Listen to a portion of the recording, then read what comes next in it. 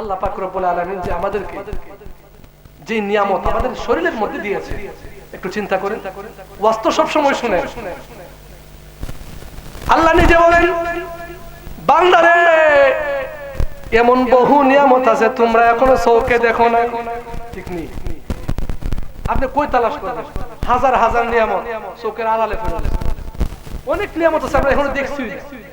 এই জন্য আল্লাহ কয়, বান্দারে ওয়াফি আনফুসিকুম আফালা তুবসিরুন। আল্লাহ নিজে বলতেছে বেশি দূরে যাওয়ার দরকার নাই, তোরে যে একটা বডি দিছি, বডিটার ভিতরে ছায়া দেখ কত হাজার হাজার কোটি টাকার নিয়ামত দিয়ে রাখছি। একটা নিয়ামত যদি পঙ্গু হয়ে যায়, হারায়া যায়, তামাম দুনিয়াও যদি এর বদলতে দেওয়া হয়, আল্লাহর দেওয়া একটা নিয়ামতের আর শুকরিয়া আদায় হবে না, মূল্য হবে না। কথা বলেন ঠিক কিনা? এই জন্য বলতেছিলাম বাজান, আল্লাহ পাক রব্বুল আলামিন আমাদের জন্য অসংখ্য নিয়ামতের ব্যবস্থা করেছেন, কিন্তু যত নিয়ামত দান করেছেন এর মধ্যে সর্বশ্রেষ্ঠ দুইটা নিয়ামত আমাদেরকে দান করেছেন। এই মাত্র আমার আলোচনায় আমি প্রবেশ করলাম। রব্বুল আলামিন আমাদেরকে দুইটা নিয়ামত সবচেয়ে দামি দান করেছেন। এক নাম্বার নিয়ামতের নাম হলো হাবিবুল্লাহ, আর দুই নাম্বার নিয়ামতের নাম হলো কিতাবুল্লাহ। জোরে কোন সুবহানাল্লাহ। দুইটা নিয়ামত সবচেয়ে বড়। একটা নিয়ামতের নাম কিতাবুল্লাহ, আরেকটা নিয়ামতের নাম হলো হাবিবুল্লাহ। যে কিতাব যার উপর নাজিল করেছেন মানুষের হেদায়েতের জন্য, ওই কিতাবটাকেও মানুষের জন্য রহমত বানাইছে। আবার যেই কিতাবের দ্বারক গ্রাহক হয়ে দুনিয়াতে মানুষকে দ্বীনের দাওয়াত দেওয়ার জন্য দুনিয়াতে যিনি প্রেরিত হয়েছেন আল্লাহর পক্ষ থেকে, ওই নবী কামলিওয়ালাকেও আল্লাহ তামাম জগতের জন্য রহমত বানাইছে। আল্লাহ নিজে বলেন, আমি হইলাম আলহামদুলিল্লাহি রাব্বিল আলামিন, তামাম জগতের সৃষ্টিকর্তা। আমার বন্ধু হইল রহমাতাল লিল আলামিন, তামাম জগতের রহমত, তামাম জগতের রহমত। এই জন্য বলতেছিলাম আল্লাহর হাবিব আমাদের জন্য সবচেয়ে বড় নিয়ামত, সবচেয়ে বড় রহমত, সবচেয়ে বড় রহমত। আল্লাহর হাবিবের চেয়ে বড় রহমত আমাদের জন্য আর কোনো কিছু আছে? আলোচনা বুঝেননি? এর চেয়ে বড় রহমত আর কেউ নাই। আল্লাহ নিজে বলছেন, আমার নবী শুধু আমাদের জন্য রহমত না, মুসলমানের জন্য যেমন রহমত, কাফের ইহুদি নাসারার জন্য রহমত, আমার জন্য আবু বকরের জন্য রহমত, আমার নবী আবু জাহেলের জন্য রহমত। বলতে পারেন হুজুর আবু জাহেলের জন্য রহমত হইল কিভাবে? হিন্দু নাসারা বৌদ্ধদের জন্য রহমত হইল কিভাবে? বাজার লক্ষ্য করলে বুঝতে পারবেন। আল্লাহ নিজেই বলছেন, আমার বন্ধু কোন নির্দিষ্ট কওমের জন্য না, আগে বনি ইসরায়েলের নবী পাঠাইছে, শুধু বনি ইসরায়েলের সীমানা দিয়া কোন নবীরে পাঠাইছে, কোন এলাকার জন্য সীমাবদ্ধ করে। কিন্তু আপনি আমার নবী এমন এক নবী, যেই নবীকে আল্লাহ পাক রব্বুল আলামিন শুধু আরবের জন্য নির্বাচন করে নাই, শুধু তুরস্কের জন্য নির্বাচন করে নাই, শুধু ভারতের জন্য করে নাই। আল্লাহ বলেন, আমার বন্ধু রহমাতুল লিল আলামিন, আমার বন্ধু তামাম জগতের জন্য রহমত। যেমন দুনিয়ার জন্য রহমত, তেমন আসমানের জন্য রহমত, যেমন আরশের জন্য রহমত, কলমের জন্য রহমত, গোটা সৃষ্টি জগতের জন্য আমার বন্ধু হলো রহমত, সকলের জন্য রহমত। এই জন্য বলতেছিলাম আবু বকরের জন্য যেমন রহমত, আবার আবু জাহেলের জন্য রহমত। কিন্তু রহমত হিসাবে পেয়ে নবীর উপর ঈমান এনে আবু বকর এত দামি হয়ে গেছে, তামাম জগতের মধ্যে সর্বশ্রেষ্ঠ মানুষ হলো আবু বকর। আর আবু জাহেল সে আমার নবীকে পাওয়ার পরেও এমন কপাল ফোড়া, এমন কপাল ফোড়া, নবীকে পাওয়ার পরেও নবীকে ঈমানের সহিত না মানার কারণে তার দাম দুনিয়ার কুত্তার চেয়ে আরো নিকৃষ্ট। কথা ঠিক না বেঠিক? একটু আওয়াজ করে কোন ঠিক না বেঠিক? একটা কুকুরের দাম আছে, কিন্তু আবু জাহেলের কোনো দাম আছে? কি কোন আপনারা? নাই। কিন্তু আবু জাহেলের জন্য আমার নবী রহমত, আমার নবীর জন্য আবু জাহেল কি গজব। কি নবীর জন্য আবু জাহেল কি কেমন গজব জানেননি? নবী সব সময় চাইতো আবু জাহেল উতবা সাহেবা যারা আছে সকলকে কালেমার দাওয়াত দিয়া জাহান্নামের গর্ত থেকে বাঁচানোর জন্য, কিন্তু আবু জাহেল উতবা সাহেবারা সব সময় চাইতো দুনিয়ার ষড়যন্ত্রের মধ্যে ফেলে মুহাম্মদকে মারার জন্য। যেরকম নাউজুবিল্লাহ। এর জন্য তুই কই রহমতে আলাম নবী নূরে মুজাসাম, রহমতে আলাম নবী নূরে মুজাসাম, সাহাবীরা আতর বানায় ওই নবীজির গাম, সাহাবীরা আতর বানায়। কষ্ট হইতাছে কন্যা সবাই? রহমতে আলাম নবী নূরে মুজাসাম, রহমতে আলাম সাহাবীরা আতর বানায়, সাহাবীরা আতর বানায়। চিনো মানো জানো কেমন আমার নবীজি, যাহার পাগল চন্দ্র সূর্য তারকারাজি। বলেন চিনো মানো জানো কেমন আমার নবীজি, যাহার পাগল চন্দ্র সূর্য তারকারাজি। বাবা আরো শুনবানি সুন্দর কাহিনী, আরো শুনবানি সুন্দর কাহিনী, জান্নাতের রুমে রুমে লেখা নবীর নাম বলো না। রহমতে আলাম রহমতে আলাম নবী নূরে মুজাসাম, সাহাবীরা ওই নবীজির গাম, সাহাবীরা আতর বানায়। সকলে কন্যা ইয়া রাসূলুল্লাহ, আরো মায়ার সুরে কন্যা ইয়া হাবিবাল্লাহ। ও বন্ধু যুবক ভাইরা, পর্দানশীল মা বোনেরা গো, নবীর জন্য আবু জাহেল হইল গজব। কেমন গজব? আবু জাহেলের বাড়ি আর আমার নবীর বাড়ির বেশি একটা দূরাদূরি না, খুব কাছাকাছি। যারা মক্কা মদিনায় গেছেন তারা বলতে পারবে খুব কাছাকাছি। প্রমাণ আছে, হাদিস আছে, খুব কাছাকাছি। আবু জাহেল একদিন তার বাড়ির রাস্তার মধ্যে বড় একটা গর্ত করছে। কেন? মুহাম্মদকে মেরে ফেলবে। নাউজুবিল্লাহ। বড় গর্ত করছে, নবীকে দুনিয়াতে রাখবে না। আচ্ছা বলেন, আবু জাহেলের কোন শক্তি আছে নবীর কোনো কিছু করা? নবীর পাহারাদার কে? আর একটু মহব্বতে কন্যা কে? স্বয়ং আমার আল্লাহ। আবু জাহেল সিস্টেম করছে যে যে কোনো একটা সিস্টেম কইরা মুহাম্মদকে মারতে হবে। কিভাবে? বাড়ির উড়ার রাস্তার মধ্যে বড় একটা গর্ত করছে, কইরা এই গর্তের মধ্যে ঢাকনা দিয়ে রাখছে যেন কোন মানুষ বুঝতে না পারে এখানে যে গর্ত আছে। আপনারা বলেন, এই যে আপনারা বই রয়েছেন এখানে, যদি একটা গর্ত করে শর্টটাইটের উপরে দিয়ে রাখতাম তাহলে গর্ত আছে না নাই আপনারা কইতে পারলেন না? আবু জাহেল ভাবছে মুহাম্মদ কোনোভাবেই ক্ষতি করতে পারি না, তাহলে এই মুহূর্তে এরকম একটা ষড়যন্ত্র করলে মনে হয় আমি কামিয়াব হব, সফল হব। কিন্তু আমার নবীর পাহারাদার আবার আল্লাহ।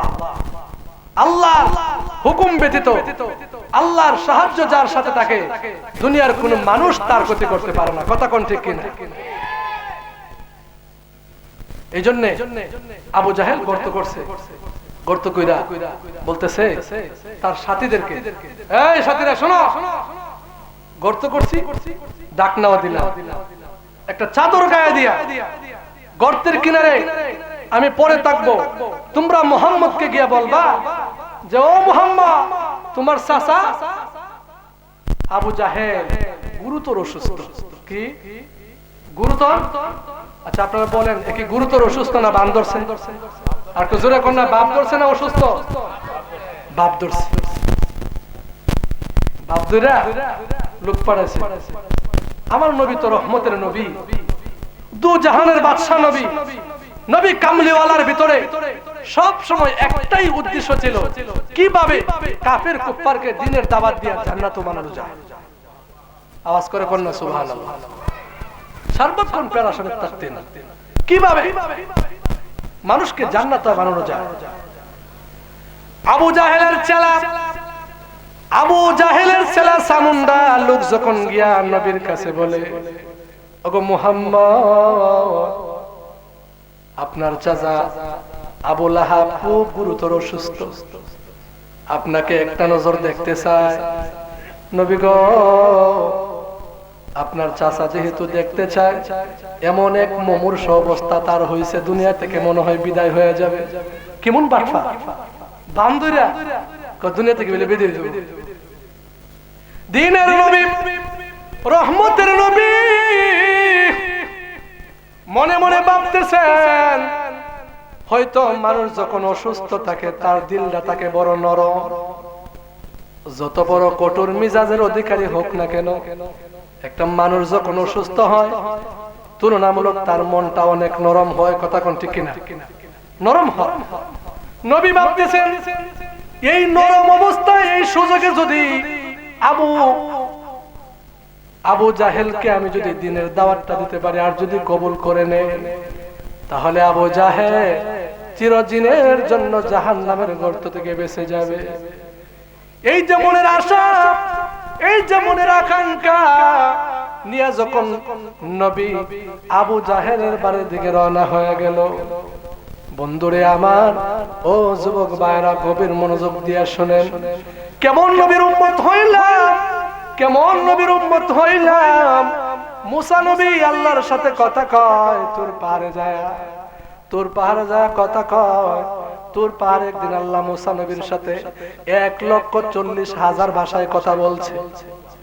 কয় হাজার? 1,40,000 ভাষায়। আবু জাহেলের কথাটা আমি পরে বলতেছি।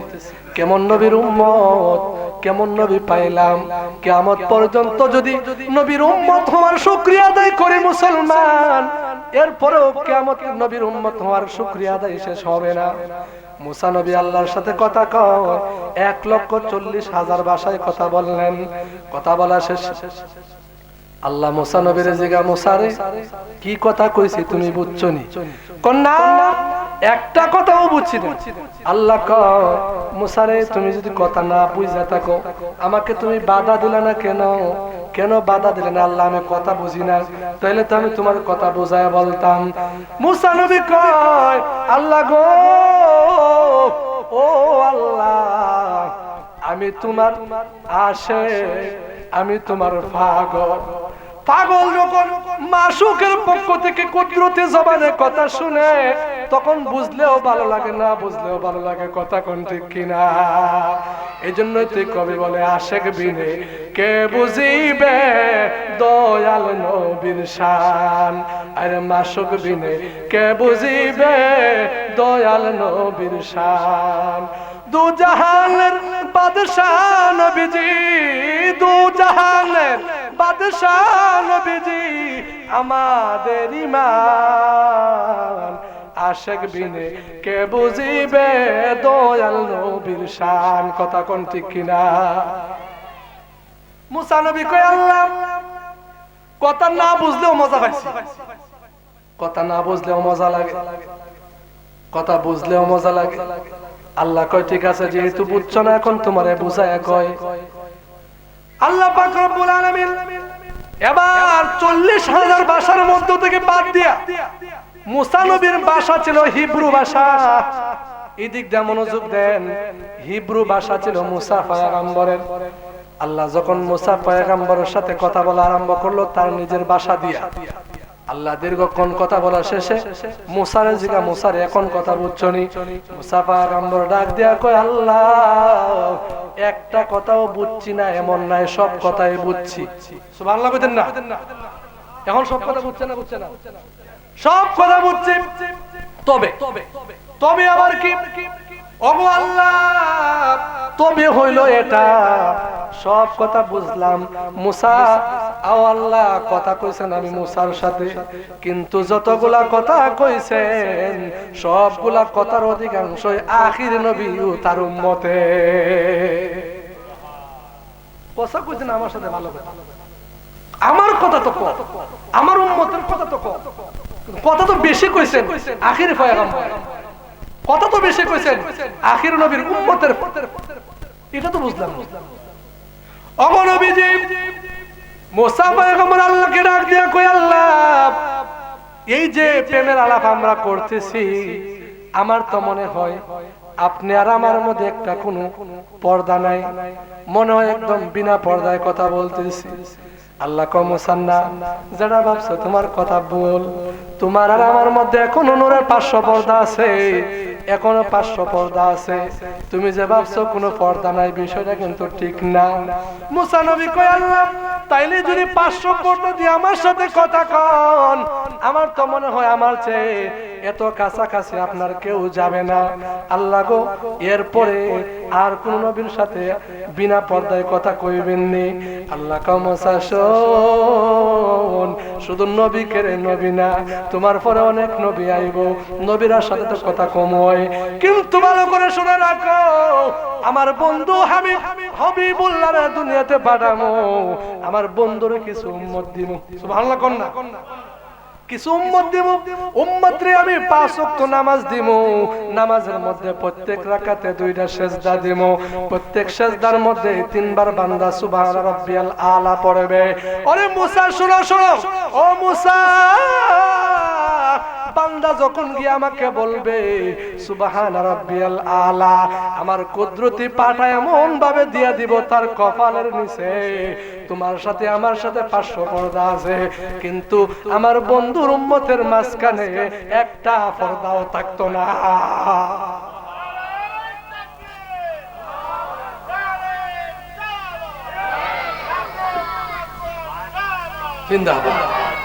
কেমন নবীর উম্মত চিন্তা করেন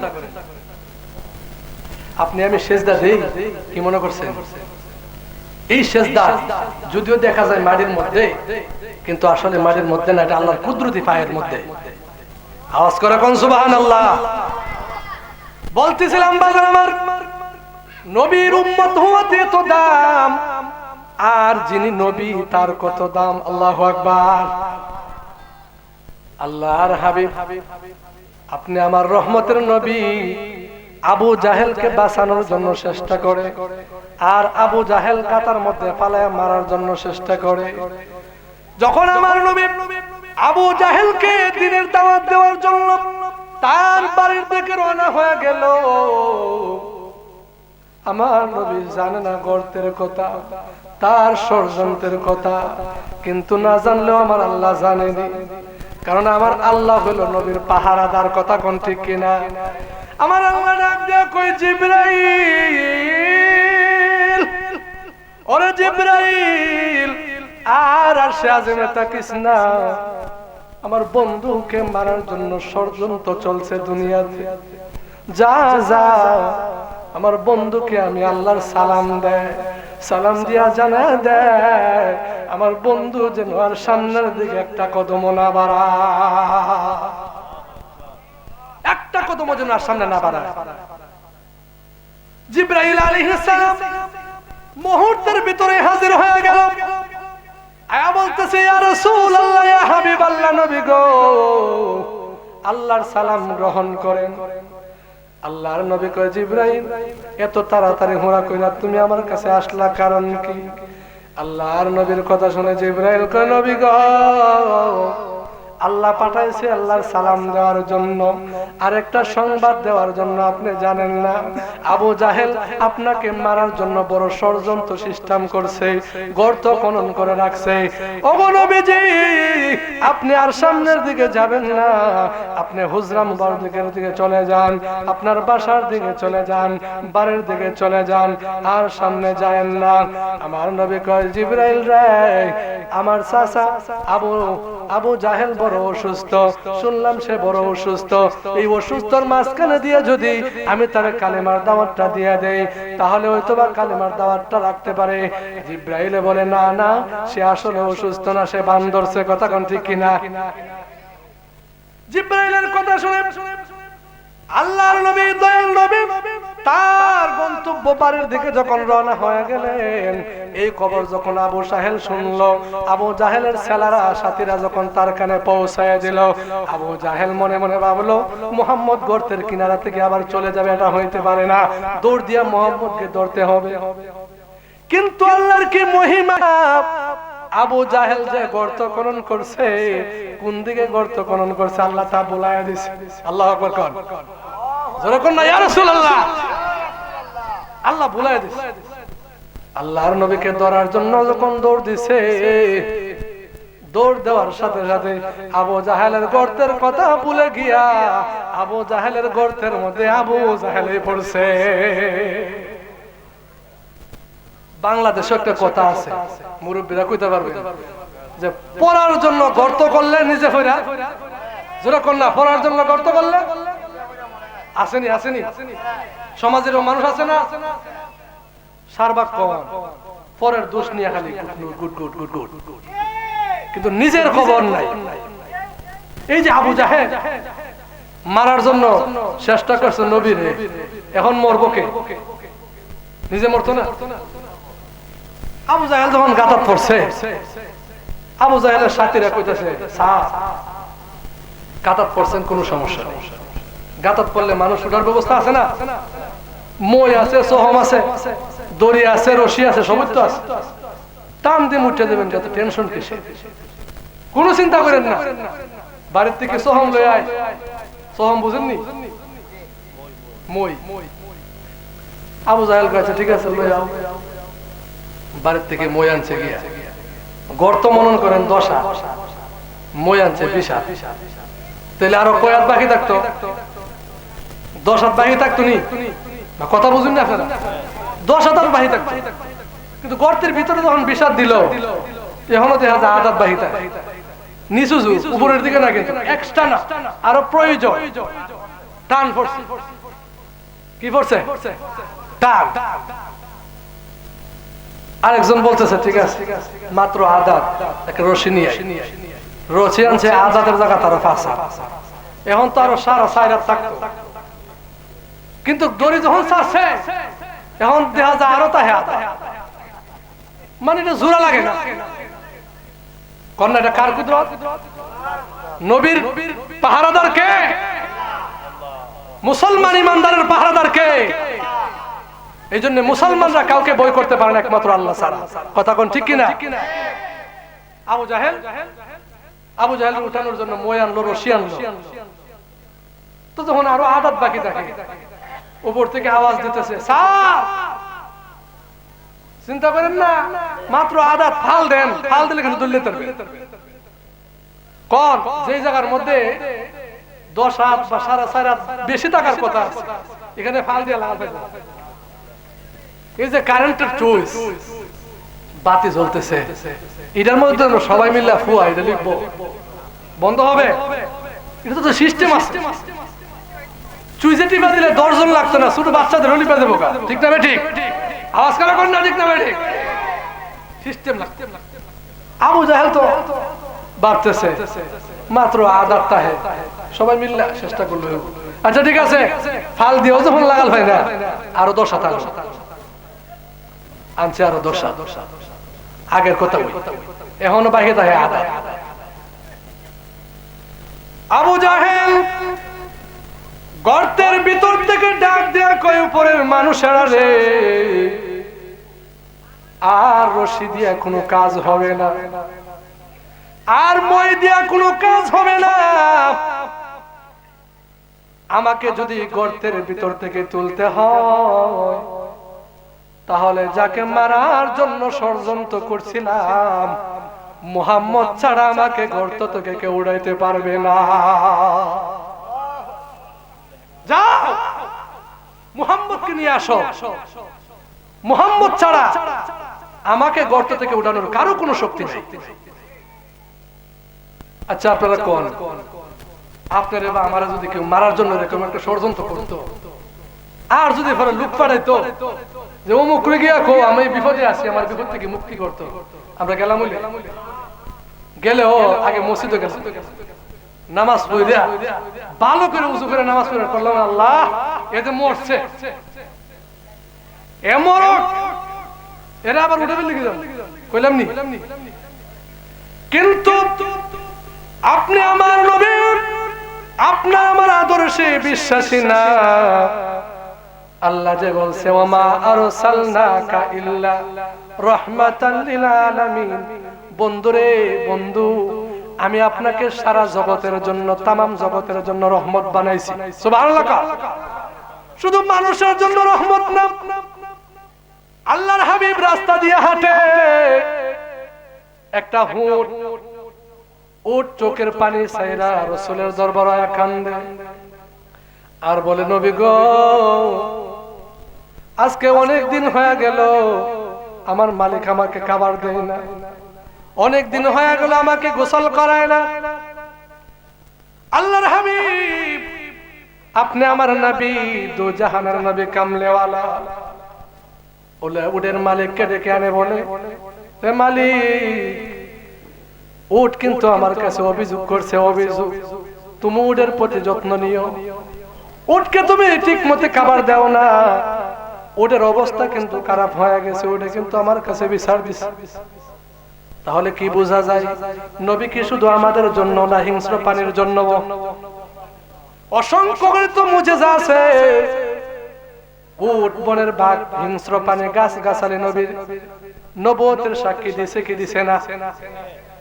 এই জন্য শুধু আমাদের নবী না, গোটা আলমের জন্য আমার নবী রহমতের নবী। বলতেছিলাম আবু জাহেল বলতেছে যাও মুহাম্মদকে যারা গর্তের ভেতর থেকে ওঠানো আমার সম্ভব না। নবী কেমন দয়ার নবী, আবু জাহেলের লোক যাইয়া যখন বলতেছে ওগো নবীজি আপনার চাচা বড় বিপদে, আপনাকে একটু দেখতে চায়, আপনার চাচা বিপদ থেকে মুক্তি হতে চায়। নবী কোনো অভিমান করলেন না, রাগ গুসা করলেন না, গুহানি করে গিয়া বলে আরে চাচা আবু জাহেল দুনিয়াতে বড় পরীক্ষা আমাকে করছেন, আমাকে হত্যা করার জন্য বড় ষড়যন্ত্র করেছেন, বহু সিস্টেম করেছেন, বহু মুজিজা দেখেছেন, কিন্তু মুজিজা দেখাইতে কম দেখায় নাই। প্রত্যেকটা মুজিজার মধ্যে আমি মুহাম্মদ পাশ করছি, কিন্তু চাচা একবারও আপনি কালেমা পড়েন নাই।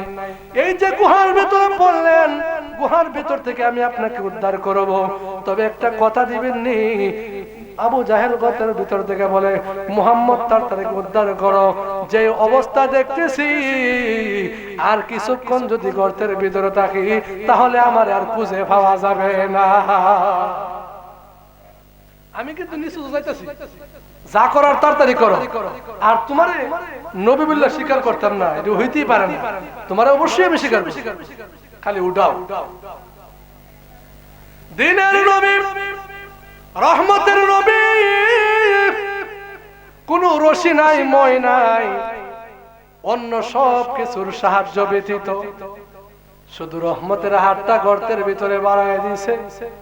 আল্লাহ ডাক দিয়া কুদরতি জমিনকে বলে রে জমিন, এতক্ষণ পর্যন্ত তোমার প্রতি আমার আদেশ ছিল নিচু যাওয়া, এবার আর নিচু না, এবার আমার বন্ধু কামলিওয়ালা হাত বাড়াইছে। কন্যা সুবহানাল্লাহ। এবার আমার বন্ধু গর্তের কিনারে হাত বাড়াইছে, তাড়াতাড়ি উপরের দিকে উঠে যাও। আল্লাহর হাবিব যখন হাত বাড়াইতে দেরি হয়, আবু জাহেল রে উঠাইতে এক সেকেন্ড দেরি হয় না। সকলে আল্লাহুম্মা সাল্লি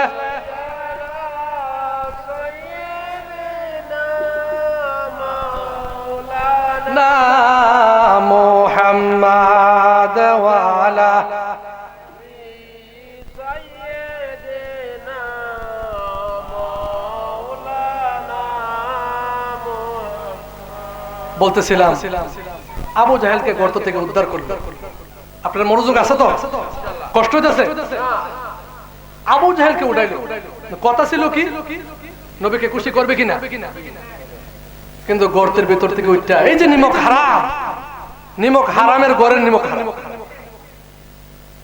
কেল্লা নিচুল দিয়া আবার আডা শুরু হয়েছে। নবী ডাক দেয়া কই, চাচা কিনা যেন কথা ছিল আপনার সাথে, মুহাম্মদ আর কথা কইও না, তোমার সেই জাদু আর দেখতে বাকি নাই। এতদিন ভাবতাম দুনিয়ার মাটির উপরেই বুঝি তোমার জাদু চলে, কিন্তু মাটির নিচে গিয়া দেখছি না, মাটির নিচেও চলে। নাউজুবিল্লাহ কইতেন না, মাটির নিচে বিলে জাদু চলে। কেমন কপাল পড়া। আচ্ছা আপনারা কোন এটা কি জাদু না মুজিজা? এটা কি জাদু না নবী হওয়ার প্রমাণ? প্রমাণ। সে তো বুঝলো না। একটা কথা মনে পড়ে গেল, গোলামের ঘরের গোলাম কবনে। আজকে আমরা আশেক, কেমন আশেক হওয়া দরকার, কেমন আশেক হওয়া দরকার। আশেক হয়েছিল নবী, আশেক হয়েছিল সাহাবায়ে কেরাম, আশেক হয়েছিল তাবে তাবেঈন, আশেক হয়েছিল মুস্তাহিদি, আশেক হয়েছিলেন ইমামে আযম, আশেক হয়েছিলেন বড় পীর আব্দুল কাদের জিলানী, বড় আশেক হয়েছিলেন খাজা মাইনুদ্দিন চিশতি, আশেক হয়েছিলেন ওয়াইস আল কারনী। জোরে কন্যা সুবহানাল্লাহ। একদিন কেলার মাঠে ঝগড়া করতে যাইয়া ইমাম হুসাইন আর উমরের ছেলে আব্দুল্লাহ ইবনে উমর, দুইজন খেলা করতে করতে একটা ঝগড়া লেগে গেছে। ছোট মানুষ, আমাদের সমাজে দেখবেন ঝগড়া লাগলে একটা ওর একটাই কথা বলে, অনেক কথা বলে। বড় মানুষ যারা তারাও তো গালাগালি শুরু করে দেয়। ইবনে উমর আর ইমাম হুসাইন খেলা করতে গিয়া একবার বলে ফেলছে হুসাইন ইবনে উমরের ছেলেরে গোলামের ঘরের গোলাম। আব্দুল্লাহরে কি বলল? গোলামের ঘরের গোলাম। আব্দুল্লাহ ডাক দিয়া কয়, হুসাইন সাবধানে কথাবার্তা কর, তুমি যে গোলামের ঘরের গোলাম আমারে কইলা, এটার কোন প্রমাণ আছে তোমার কাছে? তুমি চিনো আমার বাবারে? আমার বাবা হলো রানিং প্রেসিডেন্ট, অর্ধ জাহানের বাদশা। সুবহানাল্লাহ। আমার বাপ কিন্তু বাঘের বিচার করে। বাঘের কার বিচার করে? আপনারা শুনছেন না? শয়তান যখন উমর যখন যে রাস্তা দাদা, শয়তান এটা জানে, জানা। এই জন্য আব্দুল্লাহ ডাক দিয়ে বলে, হুসাইন কথাবার্তা সাবধানে কর, আমার বাপ কিন্তু বাঘের বিচার করে।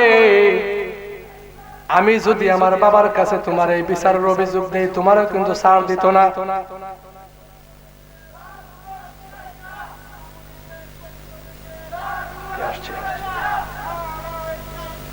আল্লাহ ইয়া রাসূলুল্লাহ, সকলে বলেন আলহামদুলিল্লাহ। আমি শেষ করে দিব, আমার এই কথাটি টানছি। বলতেছিলাম আব্দুল্লাহ ইবনে ডাক দিয়া কয়, হুসাইন তুমি সাবধানে কথাবার্তা কও, আমার বাপ কিন্তু বাঘের বিচার করে। বাঘের বিচার করে আমি যদি আমার বাবার কাছে নালিশ দেই, তোমার বিচার করতেও কিন্তু দ্বিধাবোধ করতো না। হুসাইন কো যাও গে তোমার বাবার কাছে বিচার দাও, দেখি আমার কি বিচার করে। আব্দুল্লাহ ইবনে উমর বাড়িতে যাইয়া বলে, আব্বা ওগো খলিফাতুল মুসলিমিন, আপনি তো বাঘের বিচার করেন? কহ করি তো। আপনাকে শয়তান ভয় পায়? কহ পায়। তাহলে আজকে একটা বিচার নিয়ে আপনার দরবারে হাজির হইলাম। আজকের বিচারটা কিন্তু ভালোভাবে করতে হবে। কি বিচার? কার জন্য বিচারের প্রার্থী হইলাম? ওমর বলে, আব্দুল্লাহ ইবনে উমর ডাক দেয়া কই, নবীর নাতি হুসাইনের বিরুদ্ধে বিচার। ওমর ডাক দিয়ে কই, বাবারে এমন এক নাম উচ্চারণ করছো, তার শানে বিচার মানায় না। সুবহানাল্লাহ কইতেন না? তার কাছে আমি খুব দুর্বল। কোন না, দুর্বল হইলেও বিচার করতে হইব, কারণ আমারে কেন গোলামের বাচ্চা গোলাম কইলো? বিচারটা করতে গভীর মনোযোগ। আব্দুল্লাহ ইবনে ফিরাফিরের কারণে, বারবার রিকোয়েস্ট করার কারণে ওমর রাদিয়াল্লাহু তাআলা আনহু ডাক দেয়া কই, বাবা ঠিক আছে বিচার হবে মসজিদ নববীর মধ্যে, লম্বা ঘটনা, বিচার হবে, কোন সমস্যা নাই। দিন তারিখ নির্ধারণ হয়ে গেল, শুক্রবারে জুমার পরে বিচার হবে। মদিনার মধ্যে সাহাবায়ে কেরামের মধ্যে একটা আনাগোনা শুরু হয়ে গেল। আহারে ওমর কত পাষাণ হৃদয় হয়ে গেল। যে ইমাম হুসাইনের ব্যাপারে স্বয়ং কামলিওয়ালা বলেছে, আল হাসাইন ওয়াল হুসাইন সাইয়্যিদা শাবাবি আহলিল জান্নাহ, সমস্ত জান্নাতি যুবকদের সর্দার ইমাম হাসান আর হুসাইন। আজকে ইমাম হাসান আর হুসাইনের বিচার করবে। ওমর কত পাষাণ হয়ে গেল। আরে হুসাইন কেমন দামি জানেননি? নবীর কোলে একদিন হুসাইন প্রস্রাব করে দিল। নবীর কোলে যখন হুসাইন প্রস্রাব করলো, নবী আনন্দে হাসে আর বলে, হুসাইন কি করলা এটা? আমার আল্লাহর শাহ আজিম থেকে কয়, বন্ধু ও বন্ধু, নাতি নানার কোলে প্রস্রাব করাতে দেখা যা ভালোই খুশি। ও হাবিব, আপনি আমার দোস্ত, আপনি নাতির প্রস্রাবে খুশি হওয়াতে আজ থেকে কিয়ামত পর্যন্ত নানার কোলে নাতির প্রস্রাব সুন্নতে রাসূল করে দিলা।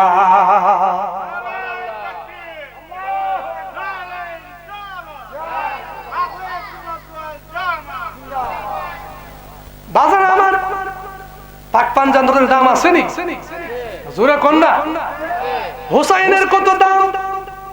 এই কথা বলে আমি শেষ করব। হুজুর এসে পড়ছেন। হুসাইন রাদিয়াল্লাহু তাআলা আনহুর কত দাম। সাহাবীরা বলতেছে, আহারে ওমর কত পাষাণ বিজয়ের অধিকারী হয়ে গেল, হুসাইনের বিচার করবে। কিন্তু হুসাইন তো কোনো সাধারণ মানুষ না। হুসাইন বিচারের জন্য রেডি হয়ে গেল।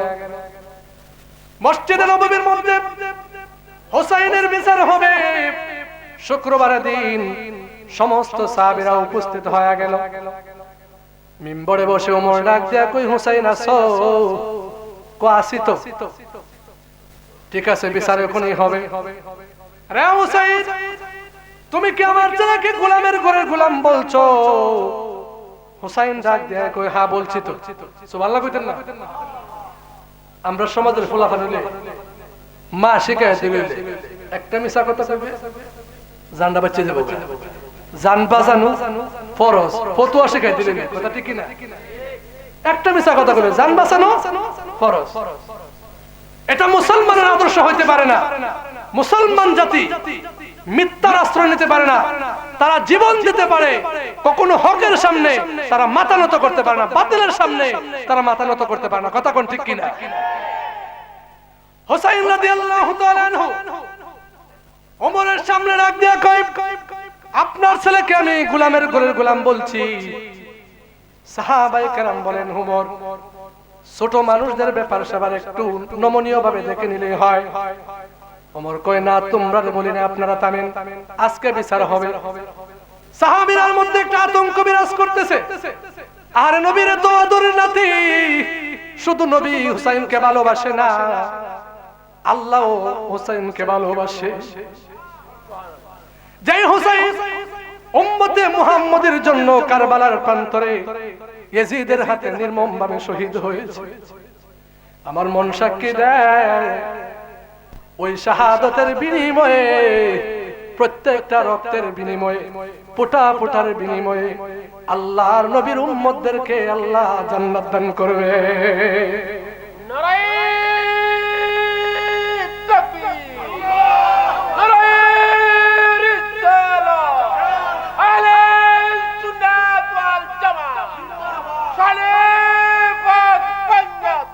জিন্দাবাদ। বন্ধুরা আমার, পর্দানিশীন মা বোনেরা লক্ষ্য করেন, হুসাইন ডাক দিয়া মজমা ভর্তি মানুষের মধ্যে, সাহাবীরার মধ্যে বলে, আমি বলছি। সাহাবীরা বলে, নমনীয় করেন কন্যা। ডাক দিয়া কই, হুসাইন কি প্রমাণ তোমার কাছে আছে আমি যে গোলামের ঘরের গোলাম? আমার সন্তানও গোলাম, আমিও গোলাম। কি গোলামি করলাম? হুসাইন হাতের আঙ্গুল কারা করে বলতেছে, রে ওমর, নবীর সাহাবীদের সামনে বড় গলায় কথা বলবেন না। সব সাহাবীরা যদি না জানে, আমি হুসাইন কিন্তু সব জানি। কার সামনে কি কর? ওমর বলে, বলেন কি করছি, কি গোলামি করলাম? আপনি কি আমার নানার গোলামি করেন নাই? কার গোলামি? নানার গোলামি। আমরা নানার গোলাম হইতে চাই কি চাই না? হুসাইনের নানার গোলাম হইতে চাই না, চাই না? বলতেছেন আপনি কি আমার নানার গোলামি করেন নাই? ওমর দুইটা চোখের পানি ছেড়ে দিয়া বলে, আরে মসজিদে নববীর সাহাবীরা শুনছো, নবীর আদরের নাতি ইমাম হুসাইন কার গোলামির সাক্ষ্য দিয়েছে? আমি নাকি নবীজির গোলামের সাক্ষ্য, আমি নাকি গোলামির গোলামি করেছি। ওমর ডাক দিয়া কই, হুসাইন, আমি তোমার কথায় বিশ্বাসী না। তুমি যদি একটা কাগজে কলমে আমাকে লিখে দিতে পারো আমি তোমার নানার গোলাম ছিলাম, তাহলে আমি বিষয়টা বিশ্বাস করব, যথেষ্ট কাজে আসবে। হুসাইনের কথা শুনে, হযরত ওমরের কথা শুনে হুসাইন দেরি না করে কাগজ আর কলমে লিখে দিল, ওমর, আমি দেখেছি সারা জীবন আপনি আমার নানার গোলামি করেছেন। ওমর ডাক দিয়া কই, সিডিটা তোমার কাছে রাখো না, আমার কাছে নিয়ে আসো। ওমরের হাতের মধ্যে সিডি নিয়ে গান গায়, নবীজির গোলামের, নবীজির গোলামের কোনো চিন্তা নাই, চলো নবীজির জান্নাতে মদিনাতে যাই, চলো নবীজির জান্নাতে মদিনাতে যাই। তোরা কে কে যাবে মদিনায়, ওই মদিনাতে কান্দেন নবী উম্মতের মায়ায়। যেরকম আল্লাহু আকবার। তোরা কে কে যাবে মদিনায়, ওই মদিনাতে কান্দেন নবী উম্মতের মায়ায়। দিন রজনী কান্দেন নবীজি, দিন রজনী কান্দেন নবীজি, রোয়া শুয়ে রোয়া যায়, চলো কে কে যাবে সোনার মদিনায়। যেরকম মারহাবা। ওমর চিরে ভাই গুনগুনে চোখের পানি পালায় আর কান্দে, আহারে আমি ওমরের আর কোনো বই নাই, আমি ওমর সার্টিফিকেট পাওয়া গেলাম। ও মসজিদে মুসল্লি সাহাবীরা শোনো, আমি যখন দুনিয়া থেকে বিদায় হয়ে যাব, ওই মুহূর্তে আমার যখন কাফন দাফন হয়ে যাবে, রে মসজিদে মুসল্লিরা, ও নবীর সাহাবীরা শোনো, হুসাইনের দেওয়া চিঠিটা আমার কাফনের ভিতরে দিয়া দিও। আমি যদি আল্লাহর হাসরের দিনে আমি যদি কোনো মুসিবতের সম্মুখীন হয়ে যায়, আহারে যে ওমর দুনিয়াতে থাকতেই জান্নাতের সার্টিফিকেট পেয়ে গেল, ওই ওমর আখিরাতকে বই করে। ওমর ডাক দিয়া কই, কঠিন হাসরের ময়দানে যদি আমি কোনো বিপদের সম্মুখীন হই, আমি হুসাইনের দেওয়া চিঠি পেশ করে দিব, আর আমি বলবো নবীর নাতি হুসাইন আমাকে লিখিত দরখাস্ত দিয়েছে, আমি নাকি নবীর গোলামি করেছি। নবীর গোলামের কোনো প্রশ্ন হইতে পারে না, নবীর গোলামের কোনো চিন্তা হইতে পারে না। নবীর গোলামের যদি চিন্তা হয়, সমস্যা হয়, স্বয়ং তার মনিবের সাথে কথা কয়। গোলামের ব্যবস্থা মনিবে করবে। আমার কাছে আসুন, হযরতে হুসাইন রাদিয়াল্লাহু তাআলা আনহু ওমরকে যখন চিঠি দিয়া দিলেন, আব্দুল্লাহ ইবনে ওমর ছায়া দেখে বিচার কিন্তু বুইরা গেছে। কথা ঠিক না বেঠিক? বিচারের প্রার্থী হয়েছে বিচার পাওয়ার জন্য না না পাওয়ার জন্য? কিন্তু বিচার হইছে না, বিচার হয় নাই, বিচার কিন্তু উল্টা গেছে। এখন বরংস গোলামের ঘরের গোলাম ঠিকই হয়ে গেল। আব্দুল্লাহ ইবনে ওমর এত খুশি হয়ে গেল, আরে আমার বাপ যদি নবী কামলেওয়ালার গোলাম হয়ে গর্ববোধ করে, আমি আব্দুল্লাহ তো গর্বের করার বিষয়। কথা ঠিক কিনা? এই জন্য আমরা নবীর গোলাম হইতে চাই কি চাই না? জোরে কোন, আরো জোরে কোন, না চাই কি চাই না? আমরা পাঞ্জাতনের গোলাম হইতে চাই কি চাই না? আল্লাহ পাক আমাদের সকলকে পাঞ্জাতনের গোলাম বানায় দেন। শেষ মুহূর্তে একটু নাচ পড়ে বিদায় নিচ্ছি। কি পাগল বানাইলা রে মুর্শিদ, কি পাগল বানাইলা রে মুর্শিদ, কায়রা নীলা কলমান, ও গো মুর্শিদ কায়রা নীলা কলমান। কি পাগল বানাইলা রে মুর্শিদ, কি পাগল বানাইলা রে মুর্শিদ, কায়রা নীলা কলমান। তোরে না দেখিলে বাসে না গো পোরা। মুর্শিদ আসেনি, আমরা মুর্শিদ দেখলে ভালো লাগে বাজান, জোরে কোন, ভালো লাগে না খারাপ লাগে? মুর্শিদ দেখলে ভালো লাগার দরকার আসেনি? আপনারা তো ভাগ্যবান, আওলাদে রাসূল পেয়ে গেছেন। এই জন্য তুই কবি বলে মুর্শিদ প্রেমে এত জ্বালা,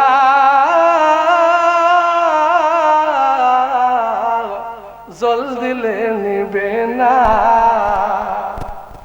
মুর্শিদ প্রেমে এত জ্বালা, মুর্শিদ প্রেমে এত জ্বালা, লোক সমাজে অপমান। আমার মুর্শিদ বিনে যাব কোথায় বা? এই জন্য মুর্শিদের কদমে নিচে আমরা থাকবো। যে কথাগুলা বলছি আল্লাহ পাক রব্বুল আলামিন পাক পাঞ্জাতন নবীর মহব্বত ভালোবাসা নিয়ে মৃত্যু পর্যন্ত যেন আমরা চলতে পারি, সেই তৌফিক আমাদেরকে আল্লাহ দান করেন। সকলে কোন আমিন।